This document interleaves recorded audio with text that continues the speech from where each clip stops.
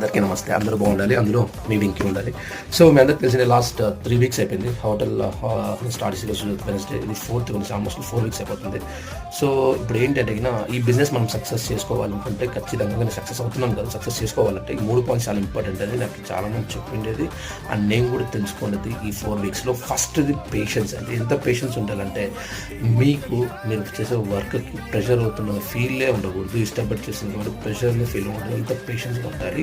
And most important, కొంతమంది customers మీరు ఇచ్చేది మంచి ఫుడ్ అయినప్పటికీ దాంట్లో బొక్కను వెతికి మీకు చూపించడం ట్రై చేస్తారు. అప్పటికి కూడా మీరు చాలా పేషెన్స్గా ఓకే సార్.